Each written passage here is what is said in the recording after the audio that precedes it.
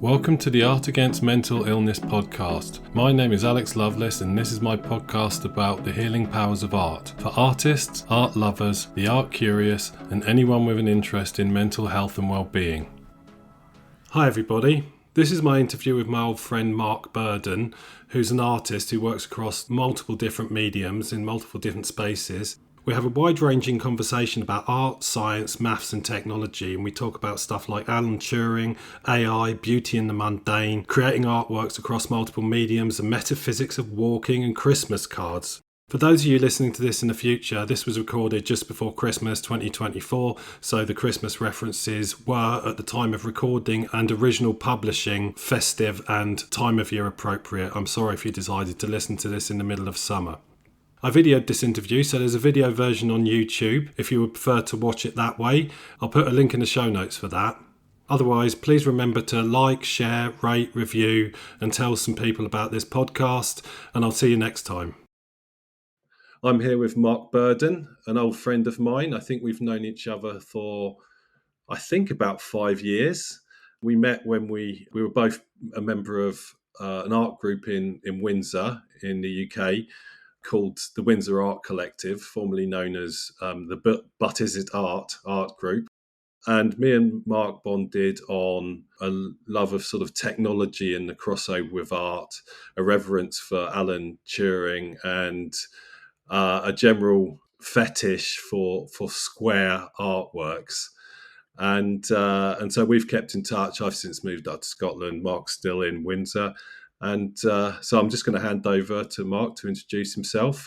Yeah, well, first of all, thank you very much, Alex, for inviting me to your Art and Creativity for Mental Health podcast. You know, it's a pleasure to be here, and I just love what you're doing. You know, to introduce myself, being a creative within an ecosystem, you know, whether it's corporate or whether it's within the art world, and whether it's just in our personal lives, is really important.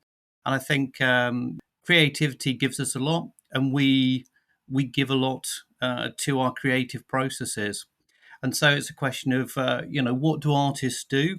I do consider myself an artist. I've been an artist for many years, and thinking back to the initial inspiration, it was stuff I did with my mum before I went to school. You know, it was kind of like drawing in a little A4 pad and just making kids' drawings. And it's kind of like been a habit and practice that I've stuck with more or less ever since.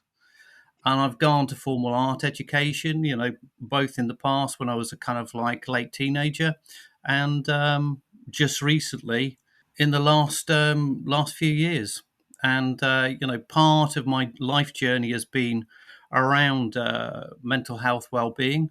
And part of my life journey has been around mathematics and logic. And part of my life journey has been around this art practice that I have. And being very interested in the connections and interconnections between art, technology, and your mental and imaginative space. Amazing. And so I noted from one of your bios that you have an MA in art and science. MA in art and science, you know, I did a postgraduate course for 2 years. It was a part-time course, so I was working full-time within an IT role, which is essentially new service technology development. So it's kind of like leading edge stuff on the technology side, but trying to make sure that it interacts well with people and their life and gives them value. And at the same time, I was very interested. And really, this is a story since the COVID lockdown, where you're kind of like forced to look at your life and think about what you're doing. And very interested in this kind of like tech, art, science interrelationship, because that's kind of where my life was at in terms of my life journey. And figuring out that there were courses out there on the art side that kind of like looked to that cross-section, intersection of art and science.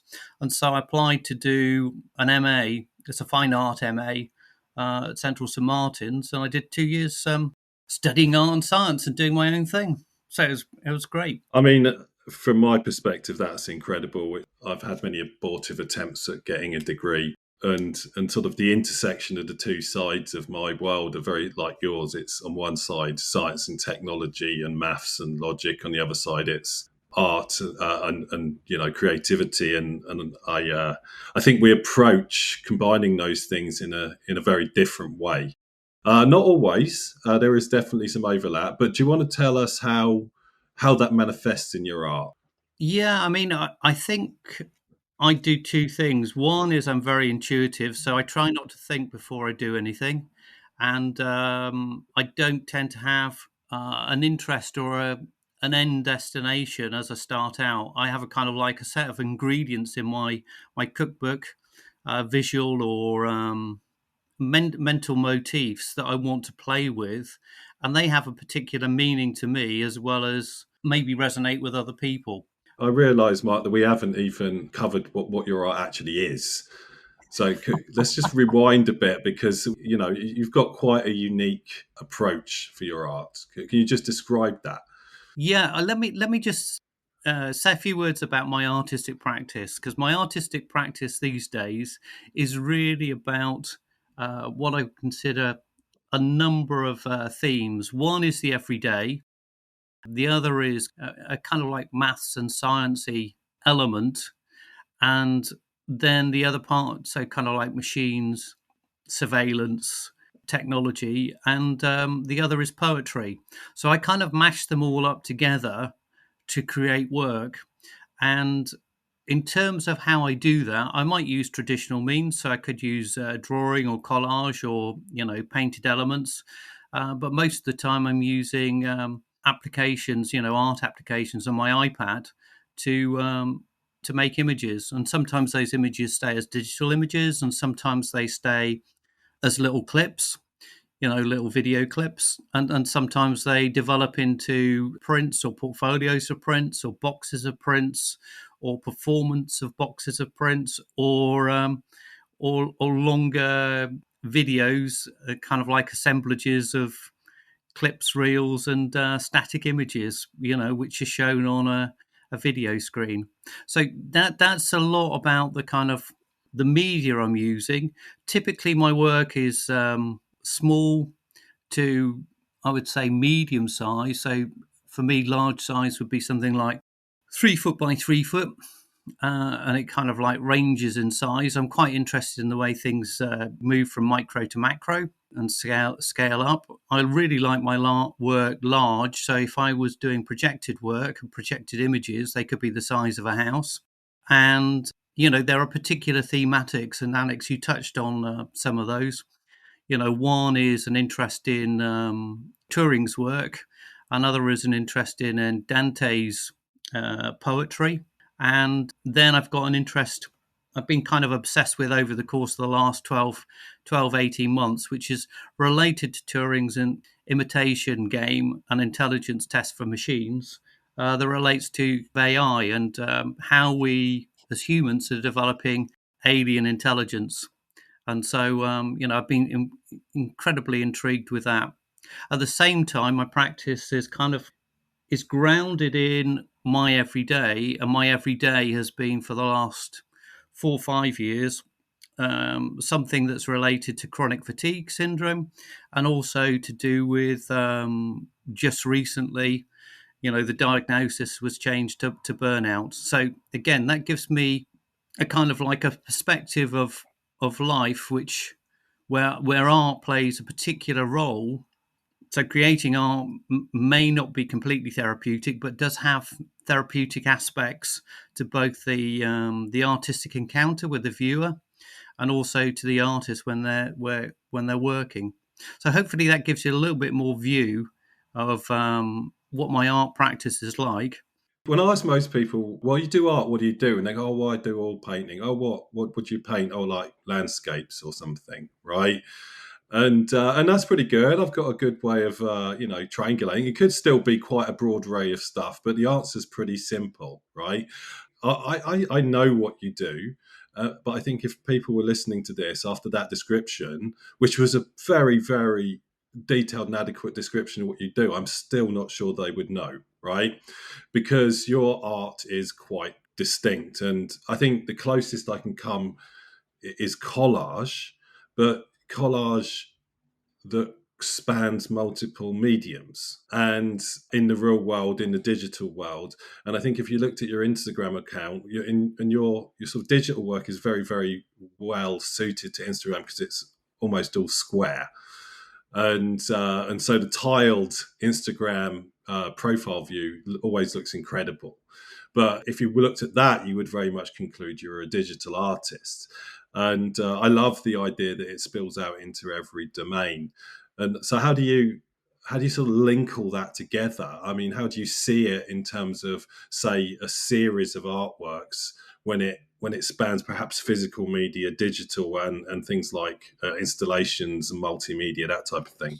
Typically, because I'm working in themes, I work in probably my work is probably project based, and therefore there's an element of sequence and series to the stuff that I do, and that work can take different forms, and it's really as simple as that. So probably the easiest example I can give is working through Dante's Divine Comedy, which is I was attracted to it during COVID because I thought, although I can't travel physically, I can travel in a mental space. And I wonder what it would be like if Dante was right and all the modern scientists were wrong. You know, it's just like we will end up in the circles of hell and purgatory and the celestial realms.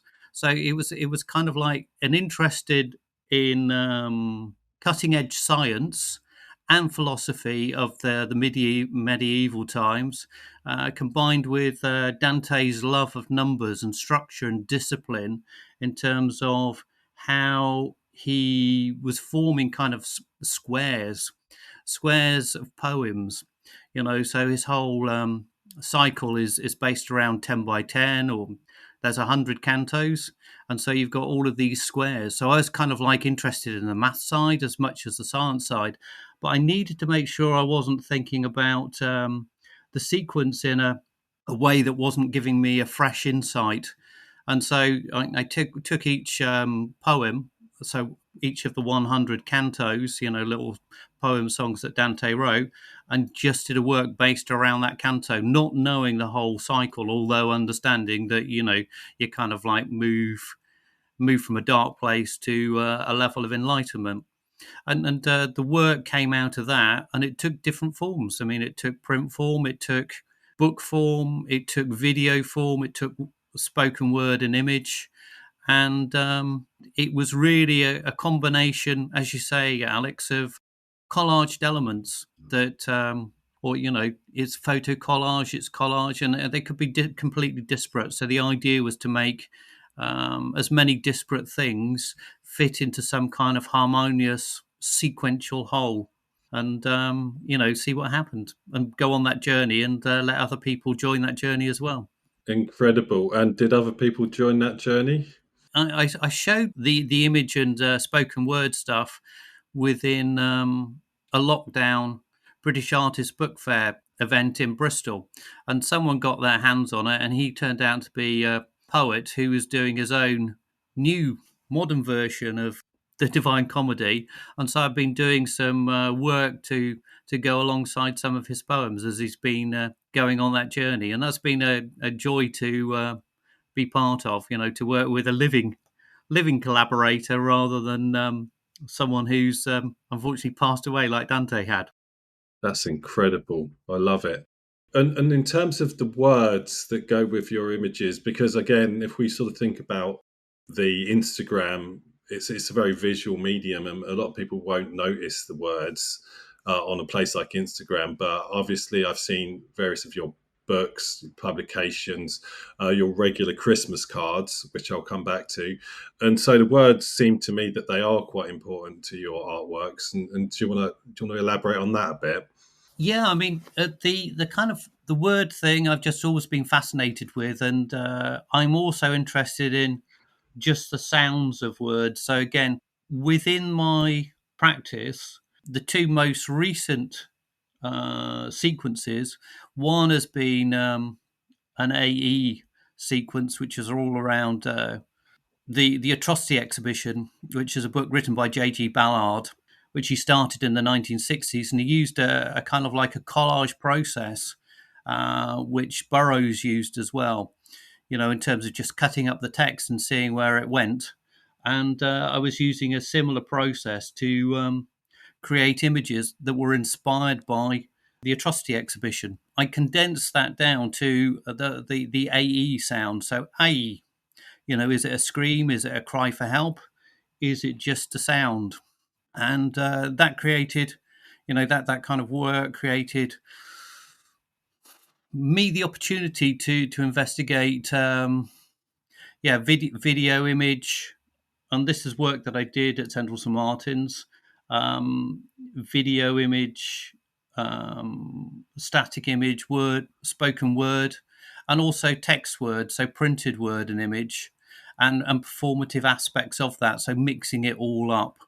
And the word part for me is sometimes it's very, very factual, so we can use words in a very factual way. So non-fiction, and sometimes it's more of a cut up process where it may just be repetitions of words or a more poetic play on words, and somehow they resonate. So a title will resonate with an image, and it can spin your mind into different areas. And I think the Dadaists were great at using words to destabilize the image that we were seeing to a certain extent. It may appear normal, then you look at the title and you wonder what's going on, and it creates a different mental space.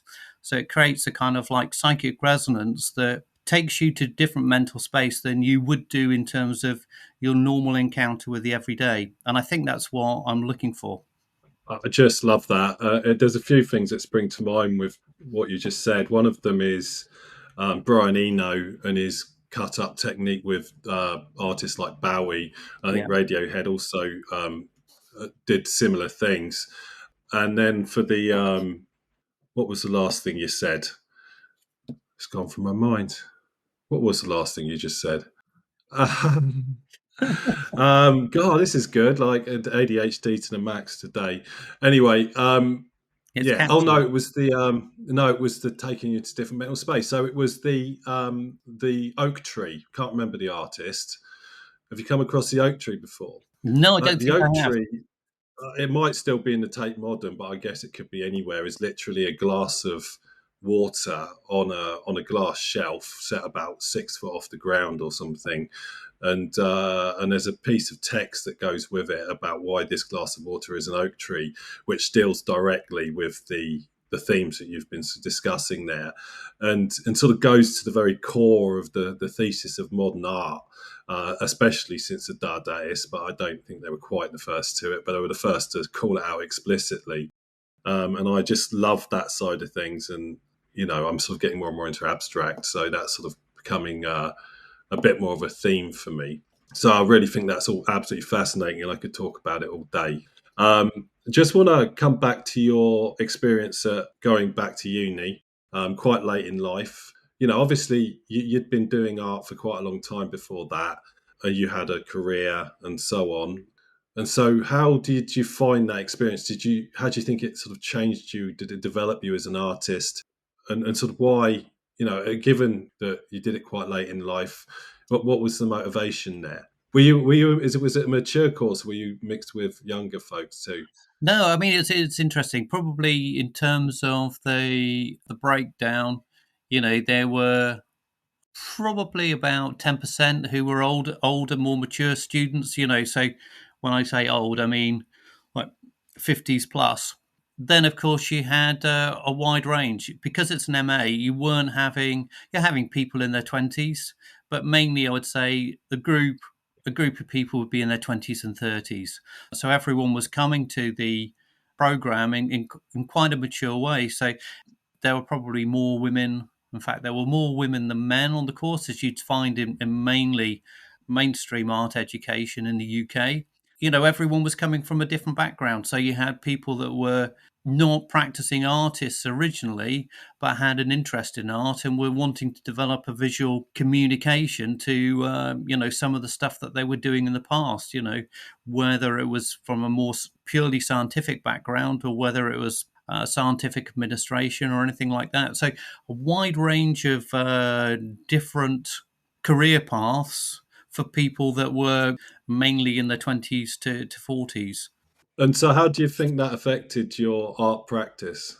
I think it just widen it up. When you're exposed to different things, I mean, the rule of thumb that I took was I don't want to do what I've done before at art school, yet again, so it wasn't a question of thinking, well, I've done this and I'll do a bit more of it. It was just like being open to the experience of doing something different and seeing what that different turned out to be. So my rule of thumb was if I've done something like this before, I should cross it off my list of things to do now. That was part and parcel of it. The second part was, as I started the course, I was diagnosed with chronic fatigue. So I thought, can I do a full-time job and do this at the same time? And the answer was probably, the simple logical answer would probably be no. But I carried on doing it because I wanted to do it. Then I had COVID in the first year that I was there, in the March term, the spring term, and that just completely whacked me out. So I had post-COVID symptoms, and anything that I was planning to do just got put on the back burner. And it forced me to think about stuff in a different way. When you've got COVID or when you've got chronic fatigue, you can't really think about art in the same way. Your brain is not really able to process that much. And so you have to kind of like concentrate on getting from the bed to the sofa and then back again and having enough nutrition in the day. But when I was doing that, I couldn't watch TV, couldn't read a book. But what I could do was just look out the window and draw what was in front of me. And that's what I ended up doing, So I had a whole series of surveillance images that weren't really to do with art school, but were really to do with what my everyday life was like at the time, just looking out the window, and probably that was about it. And I developed that by looking at bits of my everyday life under a microscope and doing drawings of what I could see under the microscope as well. So it's just really exploring what my everyday was. But you're looking at that from an academic perspective as well. So having to think about writing a thesis, writing an essay, which was a topic of choice. And my topic of choice was really the intelligence of machines through Alan Turing's work and also through Marcel Duchamp's Dadaist work, The Large Glass, which is an image, a strange image on glass, which shows intelligent machines communicating with each other and having emotions between each other as well, the male and female machines. So there was a lot of stuff going on, and I think you just mix things up and go to places that you wouldn't go otherwise, because you're talking to people and meeting people and seeing different things from what you would do normally. But on the other side, a lot of the stuff was really grounded in my everyday. And the Atrocity exhibition inspired work was really just as much about me watching TV images, TV images about JFK, and doing some research on some of that stuff, and the visual kind of like overstimulation of what we see on TV. Crazy. It really, really is interesting. And I remember a lot of your black and white digital images, just of bits of stuff you've seen outside the window and stuff. And honestly, that was my favorite of your stuff ever. I absolutely loved it. And just this idea of the sort of the haunting mundanity, liminal spaces, and just that, suburban life in a surveillance culture and all these things, and you can read so much into them, and you can take them however you want. But I found them really haunting, right? I did, but like in a sort of beautiful way. And I think they're incredible, and they look great in a big grid. Yeah, they do look really great. I mean, and again, those images probably haven't been seen that much, so a lot of the work I do doesn't really get seen as much as I like it to. And I like the idea of big grids. I'm thinking about how to do those kind of installations online in a virtual space, because sometimes it's difficult to get the physical space, but you can still get an impression, and you can still use that to manifest a physical space to put the stuff in. And so the black and white work, the observational work, I would call that as a surveillance theme. And sometimes that's inside the house or inside an environment, and sometimes it's just walking around and seeing what happens. So that's kind of part of my practice, observing what's around in the everyday and thinking about the stuff that people don't typically post as stuff of worthy on Instagram. So there's a level of banality about it. It's the everyday banal. Yeah, and that's such a juxtapose to all the selfies in front of the Taj Mahal or whatever people are doing, That's wonderful. which gets, that's what's become mundane. And what's interesting is the stuff that people don't spend any time looking at. And so your grids of squares, were a huge influence on me. I was just mesmerised by the uniformity of it, but the stories you could tell with sort of slightly anonymous, individual pictures that standalone tell one story, that put together tell a completely different story. And so I started, as you've seen, doing a whole bunch of square artworks myself at varying sizes. I did manage to make a physical grid. Yeah, it was I wonderful. literally built it. Yeah, I built it out of wonderful wood, stuff. because if I try to hang them, I just couldn't get them to, even on hanging wires, I couldn't get them to hang in a nicely geometric, well-spaced way. So I built a couple of frames and managed to get them up on the wall in the exhibition I did in the cinema next door to me. That was actually in part a homage to you, Mark. So there you go. Well, thank you very, My very my much. little No, I thought it was, altered to the work of Mark Burden. yeah. Well, I mean, it was just a wonderful grid, and I just loved seeing it, Alex. And I thought, independent of my influence or lack of influence on your work, I mean, it was just a super piece of work. And I think when we're looking at grids, and we could talk about grids probably for a week if we wanted to, there's something that's particular to the human condition about grids. As soon as you see a straight line, a human's been around. And, as soon as you see a grid, you also know a human's been around. And what we see within our social media, what we're seeing within any kind of, technology media is a series of grids. And I think it's just part of our commonplace, part of our contemporary everyday, something that would not have been usual for anyone apart from folks living in the 21st century. Yeah, don't get me started. Right, I've got grids now. I'm going for grids on my podcast. So, so talking about our art reflecting each other's, we've both depicted Alan Turing. I've only done it once, but you have lots. But the funny thing about my depiction of Alan Turing, in a slightly meta and recursive way, actually includes one of your pictures of Alan Turing as part of the collage behind the Yeah, portrait. We've both got, I think, a healthy reverence of I guess, what would you call him, the godfather, grandfather of computing, or the progenitor of computing. And I think that, it was obvious those two things were going to be combined with people like us. My Turing painting is housed on a wall of a couple of IT nerds in Sydney, Australia, it's wonderful. which I find quite an amusing concept. What are your thoughts on Alan Turing? He turns up in your work basically everywhere. He's kind of in, even if he's not appearing directly, he's in the background.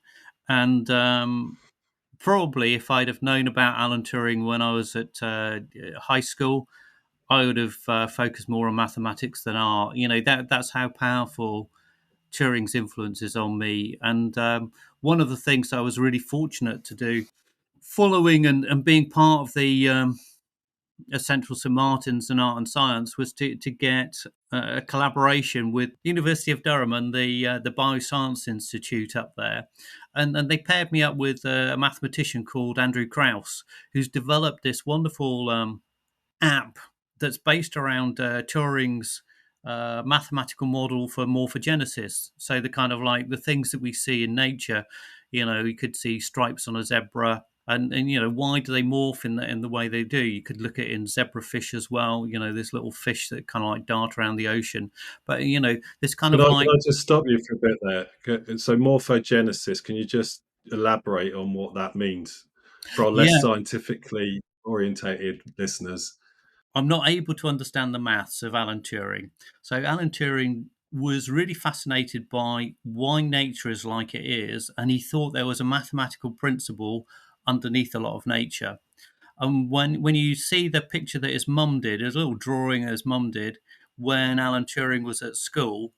He was supposed to be in a hockey match, and there you can see his mum drawing him looking and staring at the daisies. And he was probably doing something like counting the petals or something daft like that. But he was absolutely fascinated by this link to numbers in nature. And you can see it in the Fibonacci series. So the Fibonacci series is where you get two numbers in the sequence. You start out with 1 and 1, you add them together to get 2, and then you take 2 and the last number in the sequence, 1, and then it equals 3. So Alan Turing was always fascinated by Fibonacci and this number series that, when you look at it, it's 1, 1, 2, 3, 5, 8, 13, 21, and so on. And it's the same theorem that you can see in the golden section. You see it in Leonardo's work. You see it in a lot of the Renaissance work where they figured out what one single point perspective was and what this golden section was. And it's essentially it's the harmonics of our face. It's the harmonics of the natural world. So Turing was really interested in this. And he met up with a lady that's in the Imitation Game film, Joan Clark, as she was at the time. They had discussions in their Bletchley Park breaks where they were cracking the code of the German enigma, but they were talking about cracking the code of nature in terms of mathematical modelling. And so morphogenesis is a way of doing mathematical modelling to nature. And Turing was first looking at something very, very simple. And so you've got things like Frisian cows, the cows with the black and white patches over them. And he spent an incredible amount of time trying to figure out what the mathematical calculation and formula was for why those cow shapes were kind of like randomized. So instead of just being spots, they were kind of like abstract, splurgy spots. And that really is my simple story around what morphogenesis is. That is so cool. And I'm now not going to look at cows the same way again. But I guess back to your original comment about zebra stripes, and so I'm assuming that all zebra stripes are different, like a fingerprint and like the iris of the human eye, and so on. And of course, there's some mathematical grounding to that. But I think one of the things for me, my maths is okay, but good enough that I need to do my job. My mental arithmetic is non-existent. I see an obvious, clear, and distinct overlap between art and maths. Maths is fundamentally a creative endeavour. The moment you get into the more brutal edges of it, and I did an episode which started off talking about Fermat's last theorem earlier this year. Yeah, and for me, the really important mathematicians all say the same thing: is that the right proof for a mathematical problem is it's right because it's beautiful, it's elegant. Yeah. And I find, and it sort of reflects the idea that, yes, of course, nature is beautiful, and mathematics is the language of nature, really, and so it should be beautiful too, right? Yeah, no, I mean, a lot of the time, I think if you've got a mathematical bent, you're looking for the formula underneath the surface. Why does something look like it does? It's not because you can really appreciate the randomness and complexity on the surface, is because you can understand that there's a model underneath. And the model, as a great mathematician, George Bloch, said, every model is wrong, but some are useful. And so, I think what we have with mathematical theorems is something that are beautiful because they condense the complexity of the world and the universe, or an imaginative logical space into something that is understandable and clear and simple. It's a wonderful thing. It's a wonderful thing. I couldn't agree more. Right, so let's bring this one back to the here and now. So you've experienced a period of burnout. I can empathise with that greatly. I think you're quite like me in that your brain is never quiet. And so, how do you feel that your art practice is helping your recovery? Hopefully, you're recovering from burnout. I think the art practice, and again, it's not about results, it's about getting there and doing something. I've got my own way of gauging what I think is interesting and what I'm curious about at a particular point in time. But the process of making something in whatever media is a kind of way of articulating a response and a reaction to something in life. And even the most abstract of artists will still be responding to something.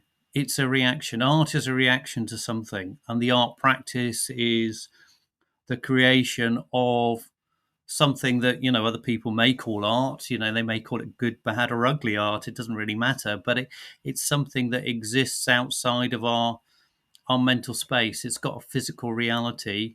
Even if it's a performative piece, you still end up with a level of documentation. So it's this kind of like this transition of taking stuff that you may have in your head, or there may be threads in your head that you're putting into a manifestation in some form of media.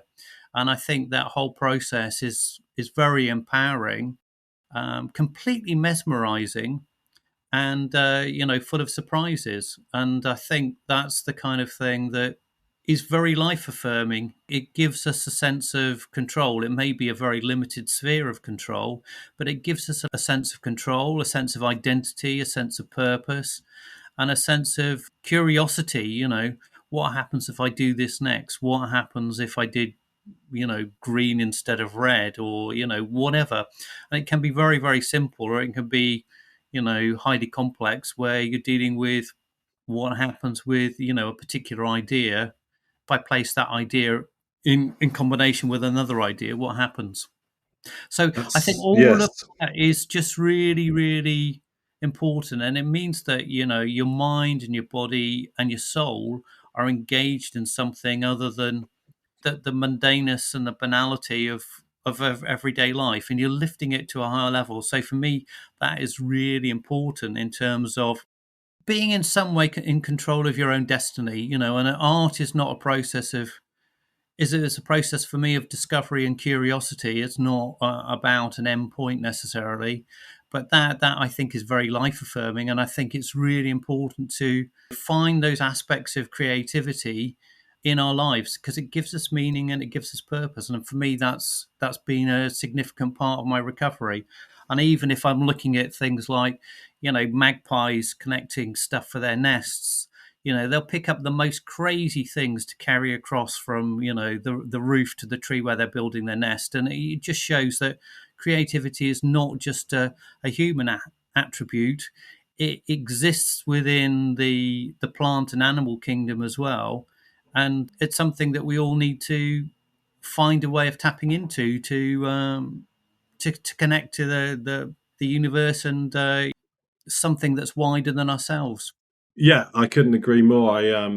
I've recorded a bunch of videos for my YouTube channel, and some of them are me walking around my local woods just looking at Yeah, stuff. I doubt anyone wants to watch this crap, but I'm like, oh, look at this! Oh, there's a bird. There's yeah, look at this tree! Isn't this tree awesome? And part of the reason I do it is because I can get into my own head when I'm wandering around. I'll slap on a podcast or an audio book. Sometimes I'll listen to music and my brain wanders, and I've walked for a mile and I haven't noticed anything. And so what this does actually is forces me to look. And then what I found actually, sort of a valuable use of having these horrible glowing rectangles we keep in our pockets is that actually if I feel like I want to share something, it makes me more alert to what's around me, and I might pull it out and take a picture, but I've noticed it. You know what I mean? And that's really important to me because I can miss stuff. My brain never shuts up. And but I get really excited and I find it really satisfying to sort of see and observe the world around me. And I think art is a really good way of making me do that. And I really love the comments around control, because that resonates with me massively right now, because I lost a lot of control over my life, over the last year, and it really does feel like the art is one thing I do have control over, and that's why I think part of the reason I find it so calming and therapeutic, and it's a really interesting aspect of it that I'm definitely going to drill more down on in the coming weeks. The aspect of just being curious about our everyday is something that I was very, it's still something that is part of my practice. So the everyday is part of my practice.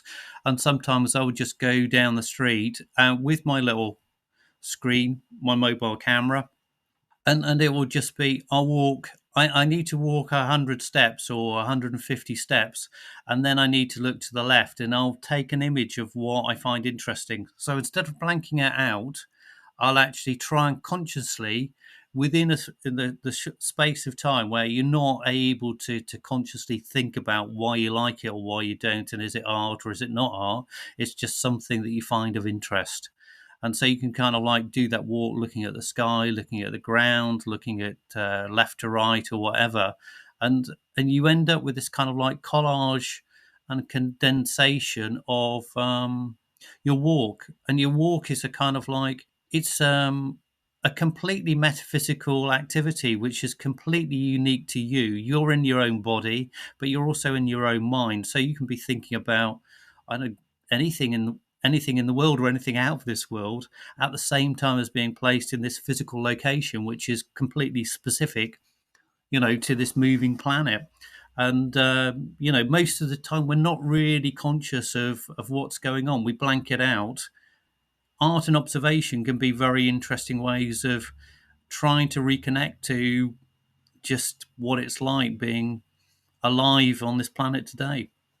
So here you have it, folks. The metaphysics of walking to the shop to buy a pint of Yeah, milk, right? yeah. Uh, I, I mean, it's very zen, and I love it. And I can again talk about this all day. I'm going to start drawing this to a close, though, and I Good for really, you. really don't want to. So we'll do this again. So just coming up to this time of the year, one of the regular fixtures of my Christmas is Christmas cards from you. I always feel incredibly guilty. I stopped doing Christmas cards of any sort decades ago, and I have nothing like the discipline to be able to start making works of art to send to friends and family at Christmas. But this is exactly what you do, and your Christmas cards, for want of a better word, are mini works of, well, they're just works of art. They're fabulous. They're one thing that perhaps isn't clear about Mark's work if you only see it digitally is that when you get the physical piece, it's beautiful, high quality products, high quality materials, highly precisely assembled, and completely unique. So I'm not talking about Santa and his reindeers, depicted on the front of a We bit can of show you. card from We Hallmark. could do a little. We could do a little. This is my 2024 Christmas art drop, and so it's a combo of Mona Lisa with a little bit of abstraction in a way in red and green. That's really cool, and you get a lot of. You can see that's Mona Lisa in the background, so it's got a bit of Da Yeah. Vinci. Then you get a layer of this on the top, which shows the Oh, golden for God's section. sake. So you can see that Oh, really wow. it's not just that. Then you get a bit of text on the back that you won't be able to read, but this says Leonardo da Vinci used the mathematical Fibonacci pattern to create the Mona Lisa. So when you're looking at the Mona Lisa, it's not just a painting of a person, it's actually a mathematical construct as well. You've got Vasari saying, in this work of Leonardo, there was a smile so pleasing that it was a thing more divine than human to behold. It was not other than alive. And then when you think about what we're doing at the moment, you've got mathematical patterns, non-organic forms of intelligence, and used surveillance are attributes of AI, so artificial intelligence. So therefore, is it logical to consider Mona Lisa to be an early ancestor and precursor of artificial intelligence? So you get that. Oh, my God. right? And then you've Oh my got God. this piece of work is kind of like an assemblage, and it's got a little black sheet of paper with my little stamp on, so you can see how the Fibonacci relates to Mona Lisa.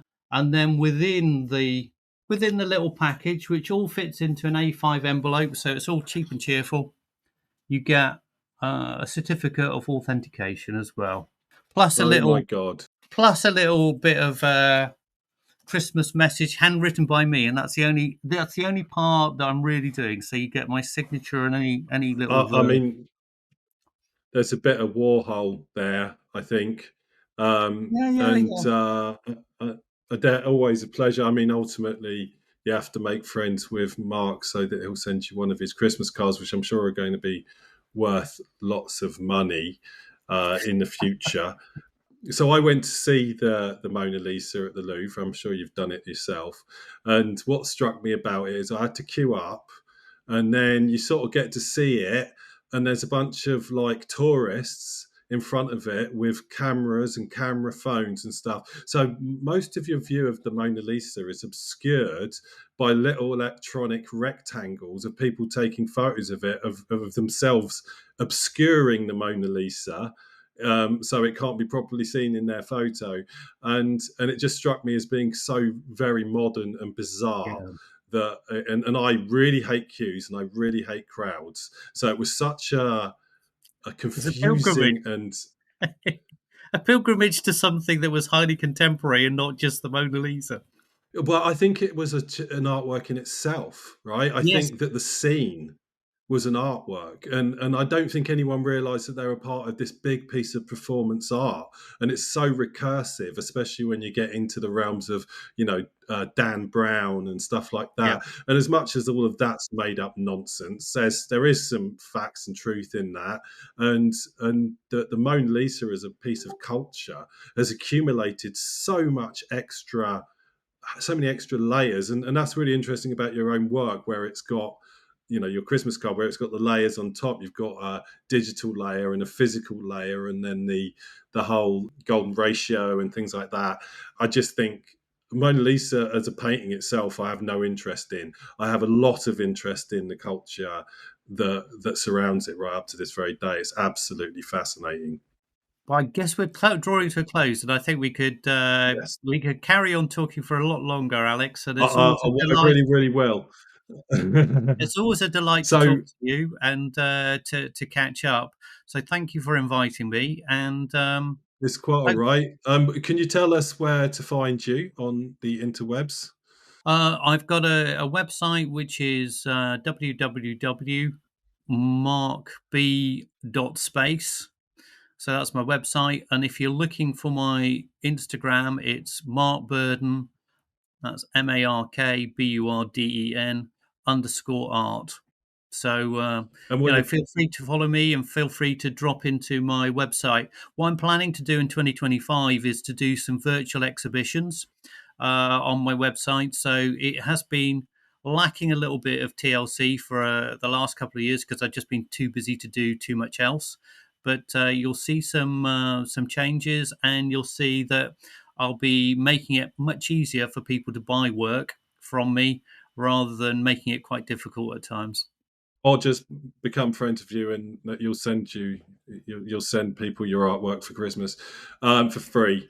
You should start charging. I'm going to auction it off, and Oh then yeah, you'll be you can jealous. see how much it goes for, but it's the work that I produce. I think it's got a very high value. It may not have a high price at the moment, but it will do over time. I'm sure it will. So I'm going to hold on to it for the moment as an investment in the future. Okay. Well, this has been so interesting as ever. Every time we talk, Mark, it's always absolutely fascinating. You say so many incredible things. So thanks for your time. Enjoy your Christmas, and we will definitely talk again. No, I mean, I'm just fascinated by your practice, Alex. I'm fascinated by what you're doing with art and mental health. I think it's so vitally important. So I really appreciate what you're doing. I really love the work you're doing. I think it just continues to develop and evolve. And yeah, I'm looking forward to collaborating and meeting up in the new year in some shape or form. And thank you very, very Yes, much for inviting me today. brilliant. Absolutely. Thank you very much. And we'll speak soon. Bye.